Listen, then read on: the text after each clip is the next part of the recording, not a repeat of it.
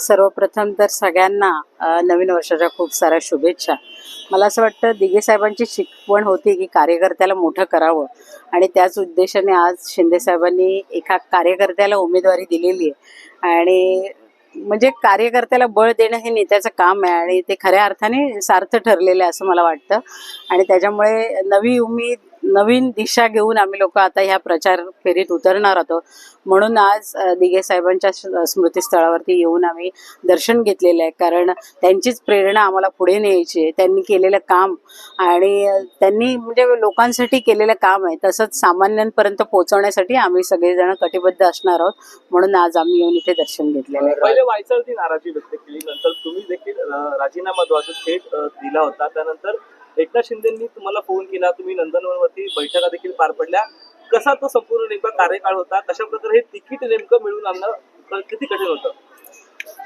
कठीण होतं, पण मला असं वाटतं की साहेबांनी ऐकून घेतलं, सगळी परिस्थिती जाणून घेतली आणि त्यानंतरच ह्या तिकिटाची घोषणा झाली. सच्चा कार्यकर्ता काय असला पाहिजे, निष्ठावान कार्यकर्त्याची व्याख्या काय असली पाहिजे, ती जेव्हा साहेबांना समजली त्यावेळी साहेबांनी हे तिकीट दिलेलं आहे. बराच संघर्ष झाला, आरोप प्रत्यारोप झाले, पण मला असं वाटतं की कार्यकर्ता ह्या सगळ्या गोष्टीला कधी घाबरत नाही. मला असं वाटतं की दुश्मन आहे ना, हा समोर असला ना त्याच्याशी भिडायला बरं वाटतं, पण फितूर जेव्हा आपल्या बरोबर असतात त्यावेळी ती थोडी संघर्षाची वाट खूप अडचणीची असते आणि तसे फितूर मला असं वाटतं असण्यापेक्षा कट्टर एक दोन बरोबर ठेवून चालणं ही मोठी जबाबदारी असेल. शंभरांची गर्दी जमवून त्या फितुरांबरोबर जगण्यापेक्षा मला असं वाटतं दोन लोकांना घेऊन लढा देणं ही पण महत्त्वाची भूमिका असते.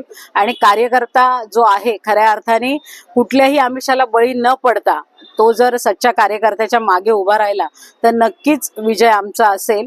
फितूर तर बरेच असतील, कारण बरेच लोकांची नाराजी आणि बऱ्याच लोकांनी विरोधात काम करायला सुरुवात केलेलं आहे. ती काल छाननीपासूनच आम्हाला दिसलं की संपूर्ण पक्ष असतील, आपले असतील, पक्षाचे दुसऱ्या इतर पक्षाचे असेल, त्यांची एकी झाली आहे आणि त्यांना फक्त लक्ष आहे की शिवसेनेचा धनुष्यबाण त्या प्रभागात निवडून येऊ नये यासाठी प्रयत्नशील असते.